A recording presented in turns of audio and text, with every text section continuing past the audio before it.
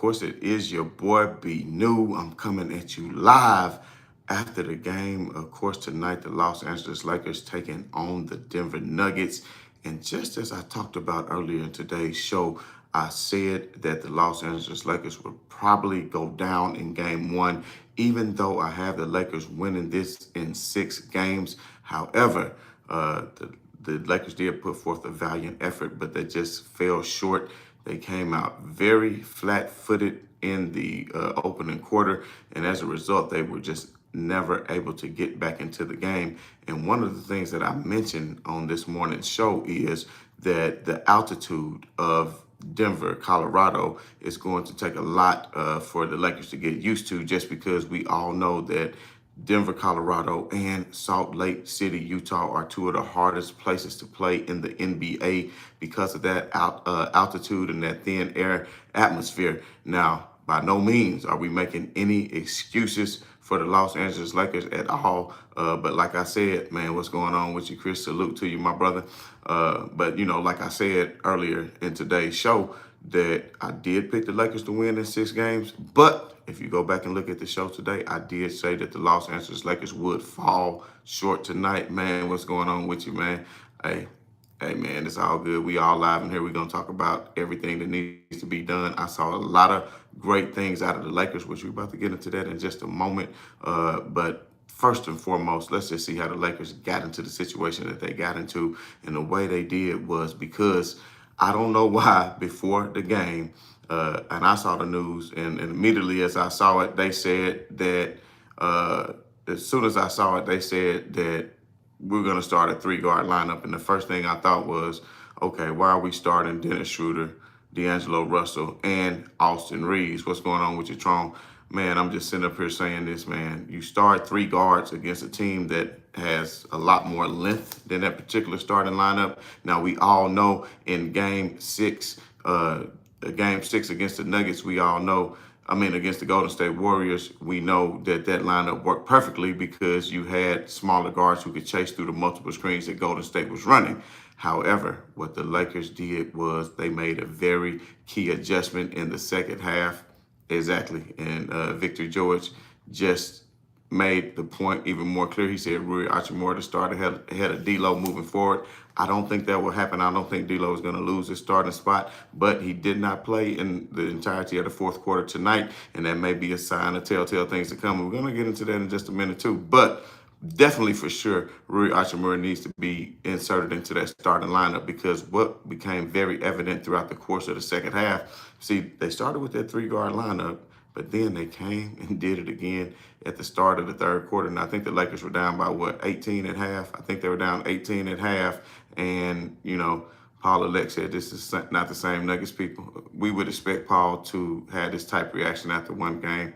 That would not surprise me. Of course, people are going to overreact off one game. If I was the Nuggets, I would be very scared and shaking in my boots. They got one day to prepare for the adjustment that the Lakers made, and that adjustment was key. And what we saw that adjustment was moving Rui Hachimura on to Jokić, because he has the size and the strength to hold a Jokić, and he has a quicker first step, not allowing Jokić to get past him. Not saying by any means he can shut Jokić down, but that allows Anthony Davis to be in a float position to where he can come and give help defense and float. And when you got a 7-footer coming over to give that help in the paint against Jokić, then that is obviously going to bother him, because the only way he can give up a pass would be for the person coming away that AD is not guarding, and that is going to be somebody in the weak side. And by that time, with AD's length, you're going to have to make a perfect looping pass over into the corner, and the Lakers made that key adjustment. Now, when they were playing 3-guard lineup, that's when they were really falling victim, because they fell a lot victim to the size of the Denver Nuggets. One thing I didn't like about D'Lo, which he does it a lot, he did that in last series too, he comes down and he'll just take a shot without getting other players involved. Like, he'll come down and just heave up a shot without even having anybody else touch the ball in the possessions. The Lakers can't afford to do that, but the Lakers did come out very flat-footed. They didn't get back in transition.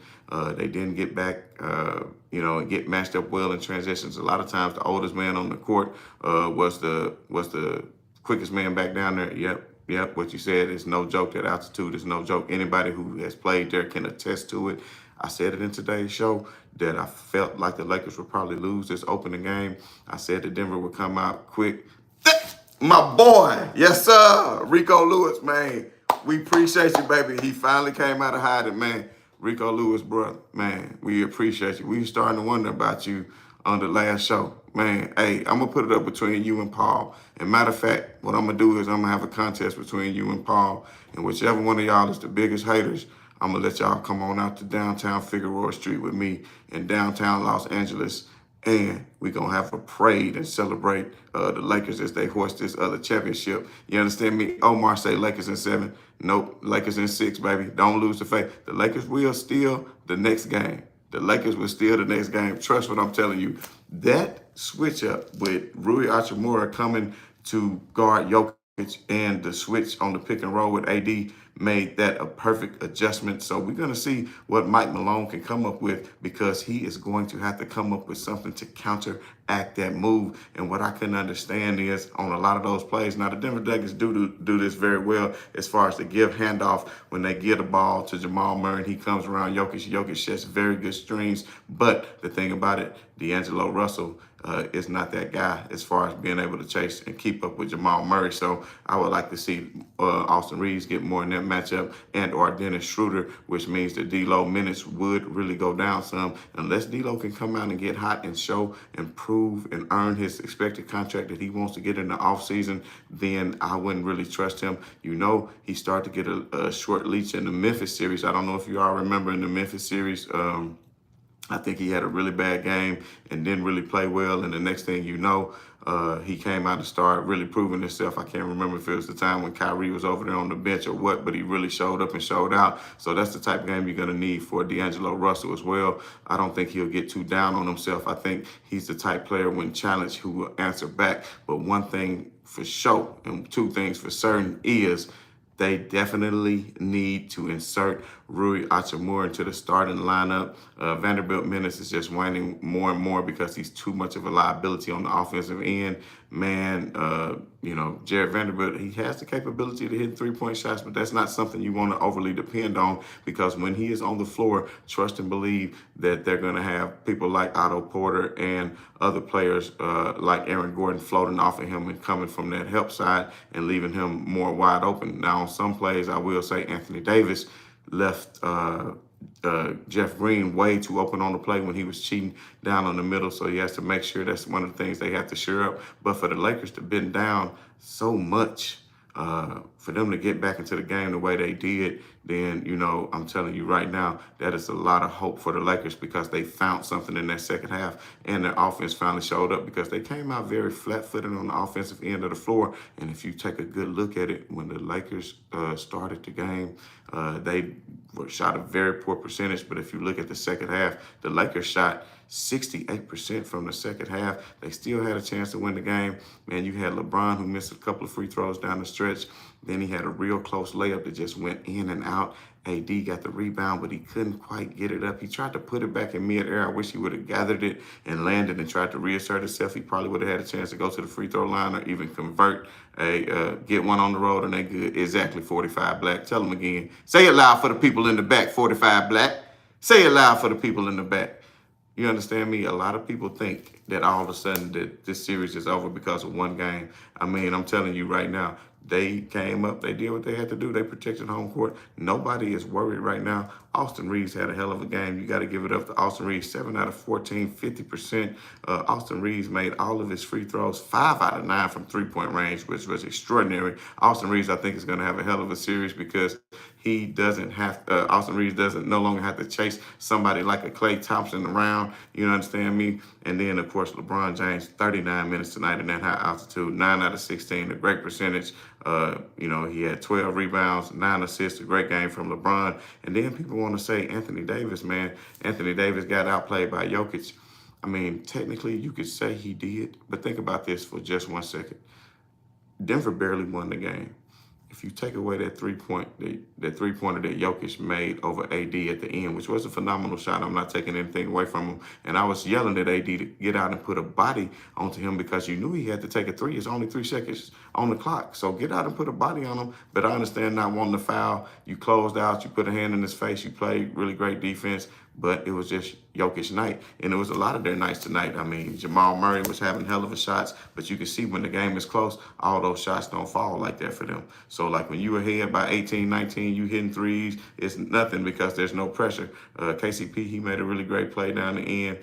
12 rebounds in the first quarter is unacceptable. You damn right, Omar, because I'm going to tell you like this too. Something else that stood out to me. Jokić out-rebounded the entire Lakers squad in the first half. I want to say that Jokić had 16 rebounds in the first half, and then Lakers had 16 rebounds in the first half, and the whole Lakers team only had 13. Let's see. Rico said it's over. I'm glad Rico thinks so. I'm going to win me a whole bunch of money like I've been doing. Let's see. Denver not having this type of night again. Exactly. Denver had a hell of a night. I'm telling you what, man, all those shots, they're going to fall. But if you look at it, three-pointers, Denver, 15 out of 32. That's damn near 50%. That's 47% from three. AD can't stop Joker. That's no more. Check this out, my boy. AD maybe can't stop Jokić, but the adjustment that has been made is putting Rui Hachimura onto Jokić and letting AD come over to help from the double versus when you had AD guarding him one-on-one, which he had a good chance, and he actually guarded him one-on-one. You could easily say that Jokić can't guard AD because AD had 40. AD had 40, but Jokić did have 14 assists, which out-trumps that, of course, because he was getting everybody involved. But you had people like Austin Reeves steadily cheating onto Jokić while he was on the post-up, AD playing a one-on-one. There was times in which AD blocked Jokic's shot one-on-one. They didn't actually need to cheat off of him and help. I say don't cheat off of him. If Jokić get a 2 over AD, then so be it. Don't cheat off your man and give up a three-pointer and get them going, because last time I checked, a 3 is worth more than 2. So why would you cheat off of your man, like Austin Reeves, for instance? You know, Jokić is kind of backing down AD, and Austin Reeves is cheating back and forth, or Schroeder cheating back and forth off of KCP or Jamal Murray, and ultimately giving them open threes. So if you think about it, just like I said a while ago, Jokić hit an amazing 3 at the end of the half. That was amazing. Jamal Murray hit an amazing 3 right in LeBron's face. I think that they switched to a 2 with like 1 second on the clock. LeBron even gave him a thumbs up and said, hey, good little play. Hey, when Jokić hits that 3 in AD face, what'd he do? He said, hey, our guards really got cooked tonight. I wouldn't necessarily say that. Now, if you're talking about D'Lo, yes, Schroeder didn't have a good game. Never really expected him to play great offensively because that's really not his game. Schroeder always plays great defense. But yes, KCP did his thing. He hit a big shot, a timely shot. He came out, of course, in the beginning of the second half. He hit a lot of threes, maybe 2 or 3 within like a 4 or 5 minute sequence of threes. KCP, we saw him all play for the Lakers. We know he's streaky. He can do this game, but what he gonna do? What did Denver just do on the road against Phoenix? All the Lakers got to do is steal one game. If the Lakers can take care of the ball like they took care of the ball tonight, let's see, turnovers. Lakers only had 7 turnovers, and you know that was key.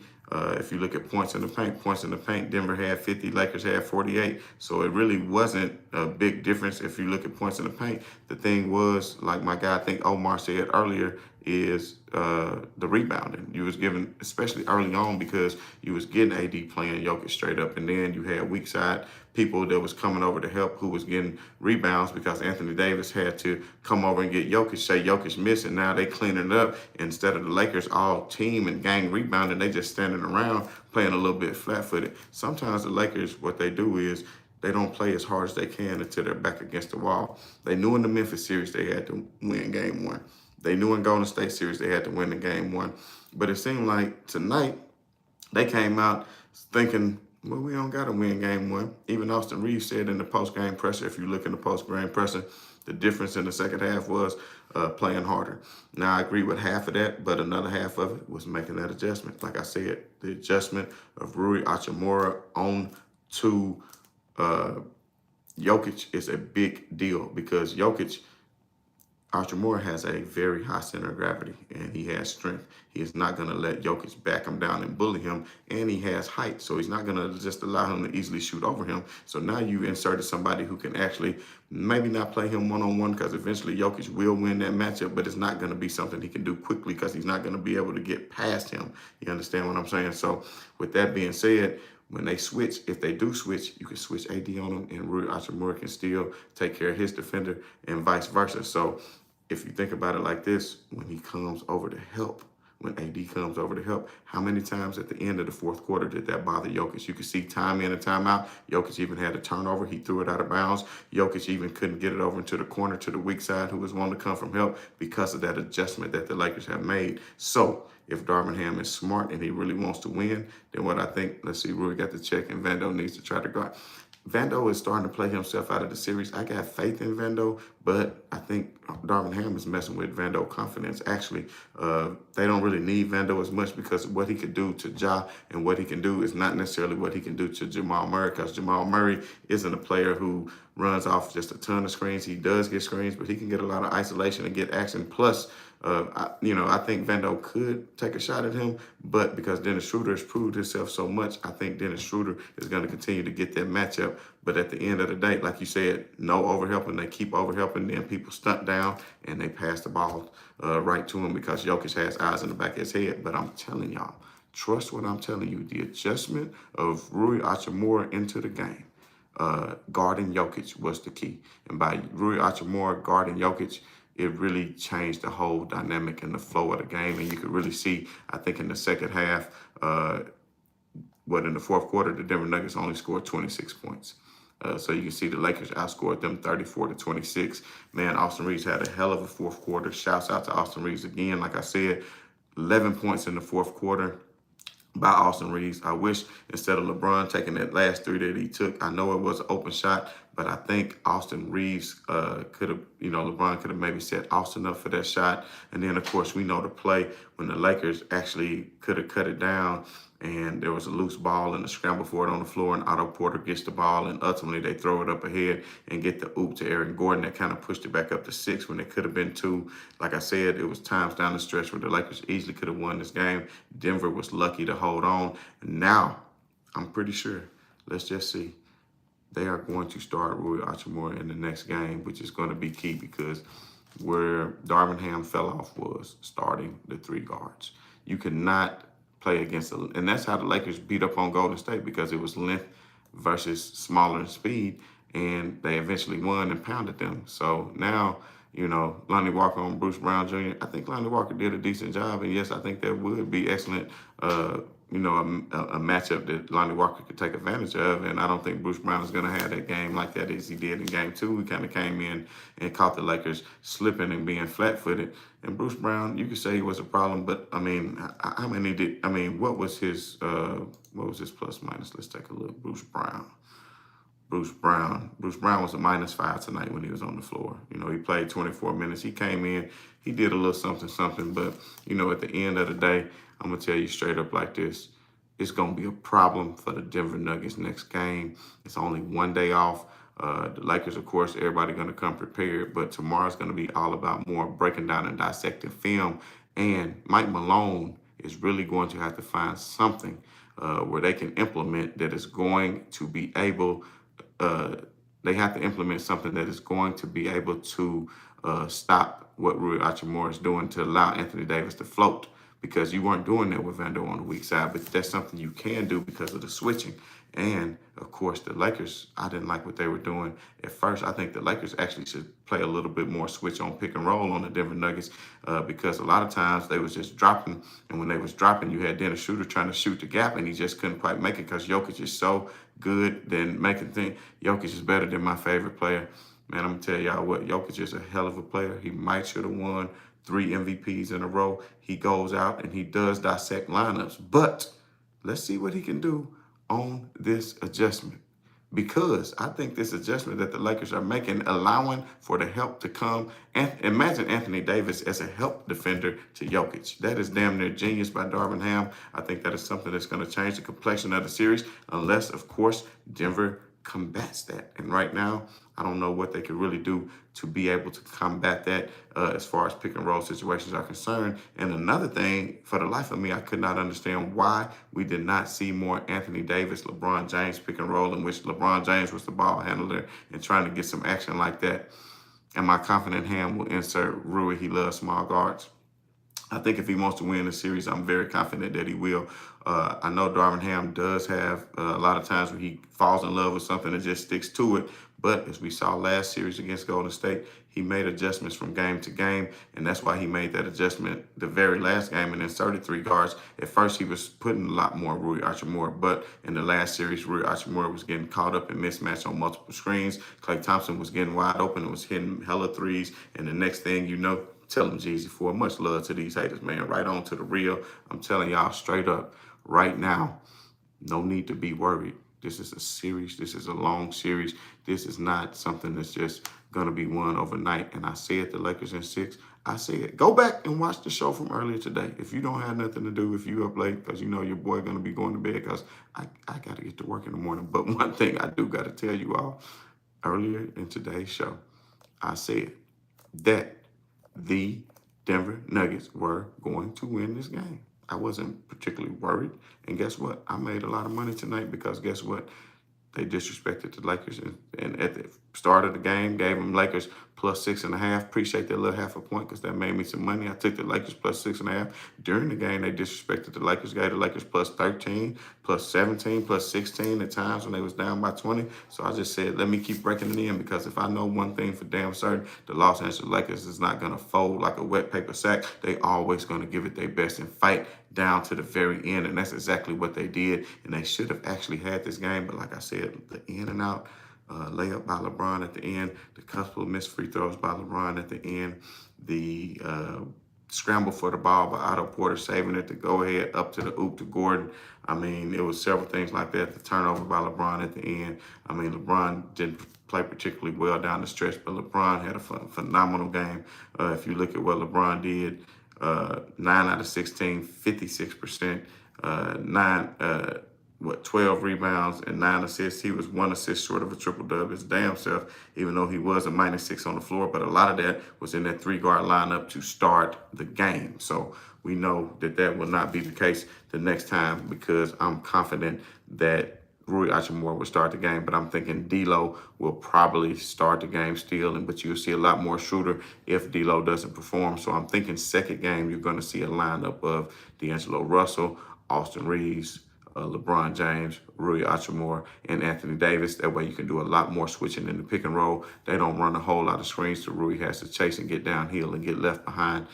So basically, that's going to be the adjustment. We're going to see what the Denver Nuggets can do to come back to make their adjustment. And, you know, yeah, D'Lo was hella disappointed tonight. If D'Lo would have just stepped up, if we look at D'Lo right now, this is like the 3rd or 4th time I said this during the playoffs about D'Angelo Russell. If he would have just stepped up, the Lakers could have won the game because they lost by 6 ultimately. Like I said, amazing shot by Jokić at the end of the 3rd. But you look at D'Angelo Russell, 4 out of 11, 36%, 0 from 3, and had the largest, by far, plus minus out of everybody on the squad tonight at a -25. Rui Hachimura, a +10. Lonnie Walker, a +3. So you got to take a look at that. When you look at Rui Hachimura being a +10, Lonnie Walker +3, Jared Vanderbilt in his 10 minutes, he was +5. Maybe you do get a little more Jared Vanderbilt out there. You know, he's capable of making threes. Hoodie, I'm sorry, we cannot try Tristan. You know, Tristan, he's too long in the tooth. Is a reason why he hadn't been in the NBA for over a season. He wasn't with any teams until the end. He needs to be thanking LeBron James. He has a job. It's lucky that he, you know, can come in just to get some minutes in for backup garbage time. If that's the case, the Lakers are really missing Mo Bamba. I'm glad you did say that, though, because the Lakers are missing Mo Bamba with that high ankle sprain, man. Really messed him up. I agree. AR is the third best player on the team at this point. But yes, definitely missing Mo Bamba. I think he could really impact this series if he was healthy, because you got just another body that you could throw at Jokić and a large center who can stretch the floor and give LeBron James room to operate in the paint, because Mo Bamba is a big man who's capable of shooting and knocking down threes. And I hate that at the end of the season that he messed up his ankle with that high ankle sprain. That shows you the testament. Yeah, he really can't block shots. He's not the best rim protector. I will say that about Mo Bamba. But remember in the last series in the bubble against Denver, what somebody said in the comments, and I missed it earlier, but shouts out to you, who said JaVale McGee and Dwight Howard, they just throwing bodies on Jokić, fouling him up, bodying him up, getting in his head, being real physical with him. Somebody just to throw a body on him. If Mo Bamba can't do nothing else, get out there. You know, I mean, you don't necessarily got to protect the paint against Jokić. Jokić is a type player who takes a lot of jumpers, takes a lot of floaters. He's not really somebody who can really punish you down in the paint, so to speak. I think Mo Bamba has the strength and size enough to hold his own at least and make Jokić have to work some on the offensive side. And then Jokić still has no choice but to go down and guard Anthony Davis. So by making him work, it's going to be harder on him. But check this out. I just got to say this before I leave, man. Thomas Bryant, you requested to leave the Lakers because there was no playing time when Anthony Davis came back. All you had to do was accept your role, man. With LeBron James, he had you looking damn near like a superstar in some games, running the floor, getting easy dunks. And I was never a big proponent of you, Thomas Bryant, because you had very poor pick and roll defense, and that's probably why they let you leave. Let's see. Joe plays all-around game like LeBron without the athleticism. That's true. He does play that all-around game because of his high IQ and the position that he plays, because when you're center, somebody, man, I'm telling y'all what, Shaq could have did what Jokić does back in the day. People don't believe that, but Shaq was a hell of a passer, and he always found cutters, and he always knew where the double was coming from. But Shaq was greedy, man. He wanted to get inside and punish people. Shaq wanted to punish people and get his points. But I'm telling you, Shaq maybe could have been a triple-dub monster. Man, Shaq, if you're watching this, man, shouts out to you, man. Somebody send this to Shaq. But yeah, Thomas Bryant on the bench being a little groupie, wishing and hoping he get a ring, but it's not going to happen. The only way you're going to get a ring is if you would have stayed with the Los Angeles Lakers. And for all you haters, for all you traitors, for all you imitators, for all you aggravators, for all you desecrators, now it's time for us to be some annihilators, because I'm telling you right now, Los Angeles Lakers, man, in 6. I don't give a damn about Chicken McNugget, damn Denver Nugget, damn Golden Nugget, I don't give a damn. You understand what I'm telling you? Lakers in 6, baby. Lakers in 6. Now, let me be quiet before I wake up somebody in my household and they think somebody going on down here, and I had to get some iron on them. LeBron already. Did y'all see LeBron post-game press? Did he look pressed? Did he look nervous? They not worried. They had already found out the mismatch, what they should have did anyway, and I put the whole point on the small ball lineup. Exactly, Super Cat. The whole problem was that first quarter when they got down because of the 3-guard lineup, and then in the third quarter when they started, and I said, I think to my son at the time, I said, son, are they going to come out here in the third quarter with that same dumbass lineup that they started as the first quarter with this 3-guard lineup against a team that has that much length and size, when you have the same length and size to battle back with them, but yet you choose not to use it for some reason? Makes absolutely no sense to me to come out with a 3-guard lineup against a team with strength, size, and athleticism when you have strength, size, and athleticism on your side to counteract that. But the adjustment with Rui Hachimura being put onto Nikola Jokić was key, and it made a difference in the second half. I look forward to seeing him inserted in the starting lineup, and we shall see. I think he will do it. I think he will do it. I read that if everyone on the Lakers rosters Russ will get a ring, Pat Bev will get a ring. Hey, let him go on and get a ring. Because, hey, you know what I'm saying? We can all say at least LeBron got Westbrook a ring. You know what I'm saying? But, nah, real talk, y'all. Lakers in 6. I'm going to tell y'all again. If you want to win some money, go to DraftKings or, whatever they call it. I get my money on it all the time, but I don't know if I'm allowed to say it, you know what I'm saying? So that's why I'm hesitant in saying it unless I'm an official sponsor of it. But y'all know what to do. The Lakers, it's like a plus 200 right now for the series against Denver, they disrespecting again. I got in on the Lakers way early 2 months ago when they first made the trade deadline. I bet little or nothing to win a few $1,000s on the Lakers because I had belief in them at the trade deadline with the moves that they made. And I'm telling you right now, if you smart and you want to get your money, Lakers in 6. They beat Memphis in 6. They beat Golden State in 6. They'll beat Denver in 6. If you count it up, that's 666. It's 2023, baby. So watch number 23 get this 5th ring, and the Los Angeles Lakers will be hosting another parade. And I want to tell y'all what I said about them 2 haters in the comments, man. I don't know if y'all disappeared, not yet, but y'all my 2 most favorite haters who come on this page. I'm telling y'all right now. Yep, Vegas do got Celtics winning the whole thing. They got Nuggets runner up at right now. They got the Lakers at the 4th. But I'm telling you, I got in on my bet when they had the Lakers down to number 13th or 14th, when nobody had faith in them. I did. And if you go back and watch the channel and you look at all my shows leading up to this, especially after the trade deadline, even when LeBron was injured, I said everything that would happen, and it did. I'm not saying it to brag. I'm just saying that's what happened. And just like I said in the Memphis series, it came to be. Just like I said in the Golden State series, it came to be.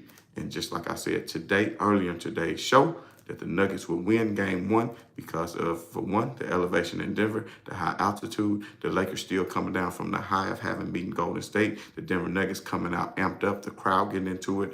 And we saw as the Los Angeles Lakers fought back, especially as they made the adjustment with Rui Hachimura onto Jokić, allowing better switches in the pick and roll and allowing Anthony Davis to be a help defender. Now you can see what the Lakers are going to do in the next game, and I'm looking forward to it. We know the Boston Celtics take on the Miami Heat on tomorrow. I don't know. I think the Celtics team is a much better team probably than Miami, but for some reason my gut is telling me not to go against buckets, man. Something is telling me you're going to see a Lakers and Heat finale once again because that bubble championship was no fluke.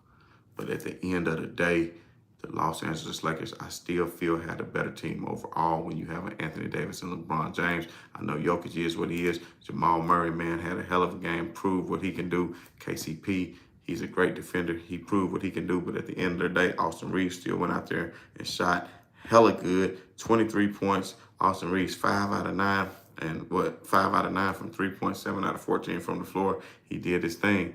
Tatum is looking like his mentor. Man, Brown looking good, but no, they're not going to be enough for LeBron and AD. I'm telling y'all right now. But, man, I want to give shouts out to everybody. I appreciate everybody joining me.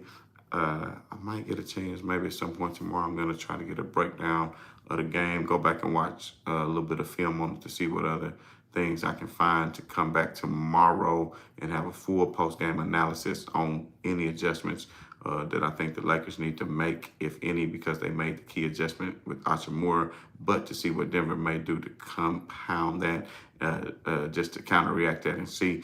But look forward to that on tomorrow. And, of course, man, if you haven't done so already, hit that like, hit that share, hit that subscribe.